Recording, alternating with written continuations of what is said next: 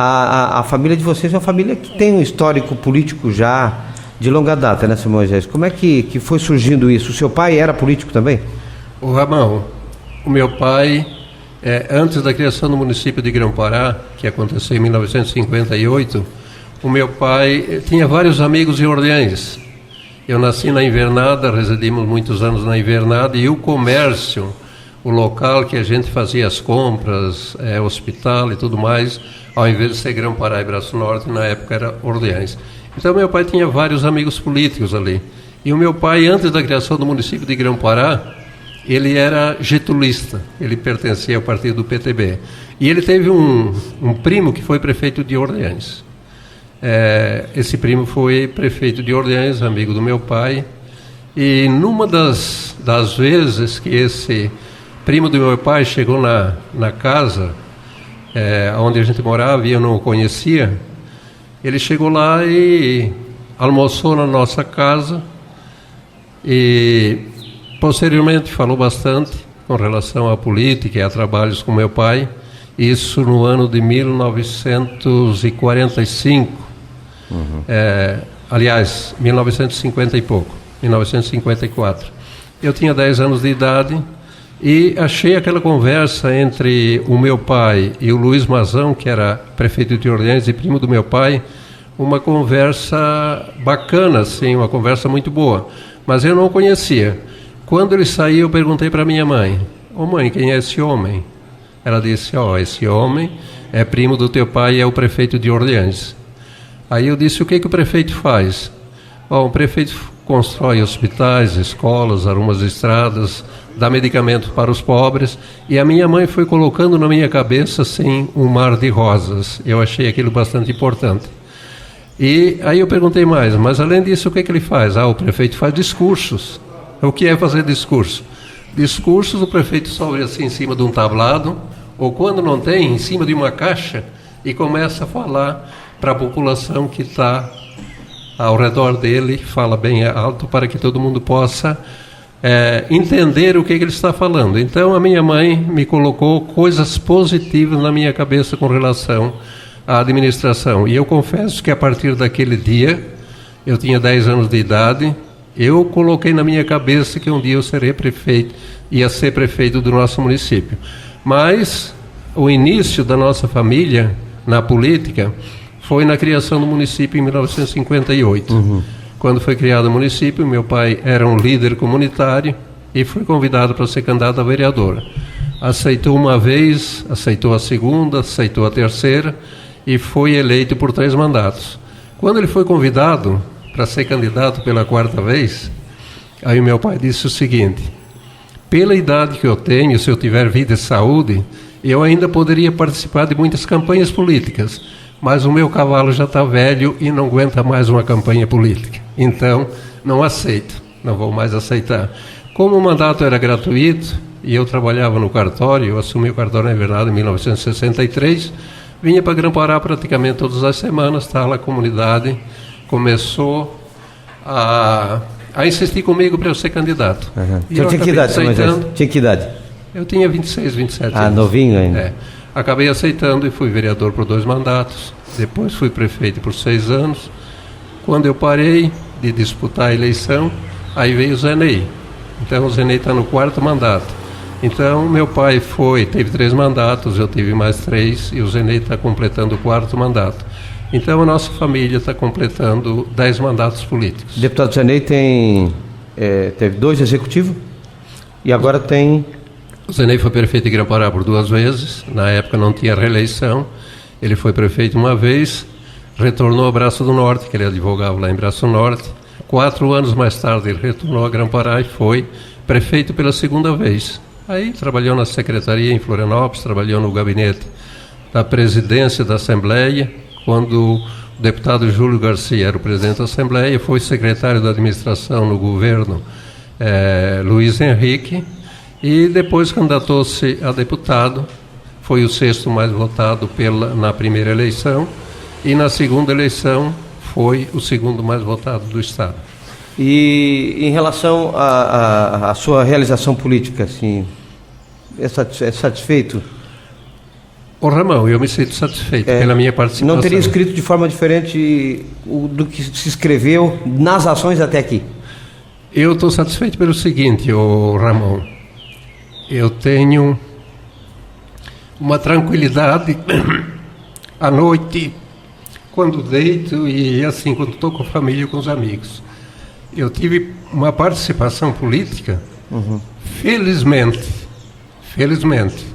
posso confessar a você que eu não recebi um centavo de gratificação de comissão a respeito de qualquer negócio durante a minha administração. Eu tive 2 propostas quando prefeito, de pessoas que tentaram me corromper através de negócios. E um deles, ele chegou a me irritar e eu acabei expulsando da prefeitura. Expulsei o cara da prefeitura e pedi que, enquanto eu fosse prefeito, ele não retornasse mais na prefeitura me fazer proposta daquela natureza. Então, felizmente, eu durmo meu sono tranquilo e hoje, quando eu vejo essas barbaridades que acontecem por esse Brasil lá fora, eu fico me perguntando, será que vale a pena? Até mesmo para esses políticos corruptos e assim por diante. Só tem uma coisa, Ramão, a corrupção não está só na política. Eu tenho 74 anos de idade, tenho várias atividades na vida e percebi que a corrupção não está somente na política. Mas, infelizmente, Ramon, na política é onde está o foco maior da corrupção. Encareceu as campanhas, mas é por conta disso? É por conta do encarecimento das campanhas? Antigamente... E aí a população, as famílias, é como o senhor coloca, são responsáveis também por esse tipo de corrupção, porque a gente começa a corromper a criança já em casa lá. Tem os dois lados.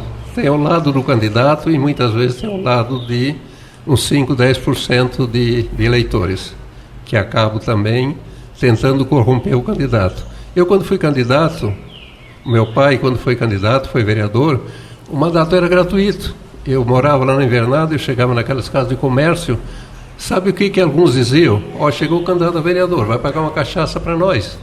Eu não tenho lembrança de alguém ter me pedido uma cerveja. Vai pagar uma cachaça, mas não era pelo sentido de pagar a cachaça, era para puxar o assunto político. Então é lógico, o mandato já era gratuito, além de você participar das reuniões, tinha várias outras despesas no decorrer do mandato, não era fácil, como não é fácil nos dias de hoje, e eu que fui vereador com mandato gratuito, eu entendo que o vereador deva ter uma remuneração como eles têm no dia de hoje.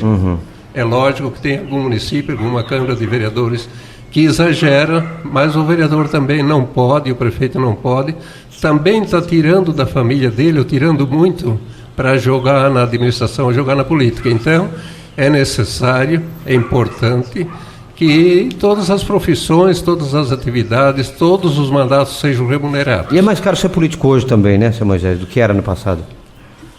É mais caro ser político hoje do que... Olha, tem que haver alguma coisa está melhorando. Eu imagino assim, Ramon, que a partir de 1916, 17, as coisas vão entrando no seu devido lugar. Até porque não tem como continuar assim. O senhor quer dizer de 2016? 2016. Não tem como continuar assim. O Brasil está no fim da caminhada. Eu acho que tem que procurar um outro caminho. Não tem porquê e não tem como continuar assim. Mas as campanhas políticas já tiveram uma melhora.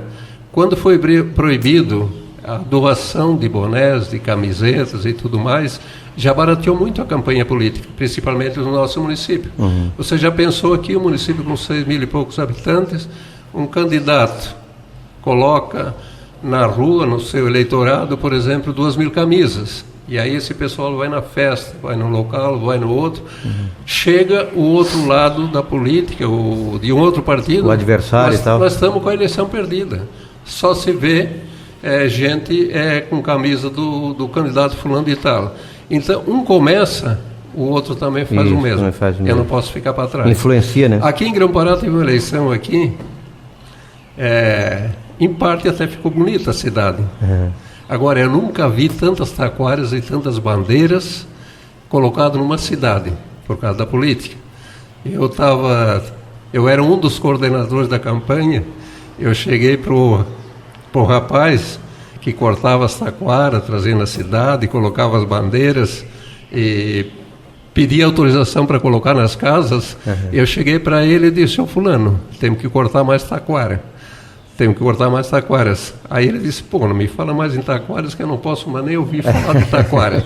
Então, essas coisas, na medida que elas vão deixando de existir, por exemplo, as propagandas políticas, foi reduzido o tamanho. O tempo, E o tempo, agora que está passando para 45 dias e não mais 90 dias, então as campanhas têm que diminuir o custo. Tem campanha, é claro, ninguém é obrigado a ser candidato e ninguém é obrigado a gastar numa campanha política. Mas eu conheço alguns candidatos. A competitividade leva a isso, né? Aí depois de você aceitar uma candidatura, aí você vai fazer tudo para ganhar. Muitas vezes esquece os meios. Você vai querer, o fim, chegar lá. Eu conheço alguns candidatos, não de Grão-Pará, mas de municípios aí com 20, 30 mil habitantes, que comentam, né, eu não posso provar nada, de gastar 150, 200 mil reais para se eleger vereador. Quando se elege, comenta-se muito. Essas coisas têm que terminar. Exatamente. Tem que terminar. Sacrifica a família do candidato, sacrifica o candidato, né? Enfim. Ou sacrifica a família, ou depois alguns procuram outros meios para recuperar. O que investiu. O meio ilícito, que não é o meio correto. E aí corre o risco de ir para a cadeia e ter uma história política realmente toda destruída. O senhor Moisés Fumargueira tê-lo com a gente aqui. E a gente espera que logo numa outra ocasião o senhor volte aqui para conversar mais um pouquinho com a gente, viu? Ramon, agradeço a oportunidade que você me deu. Espero voltar um dia falar novamente desse livro. Mas se porventura sair outro, aí eu venho com mais vontade ainda. Nós temos que voltar a Muito falar obrigado. Desse aqui ainda.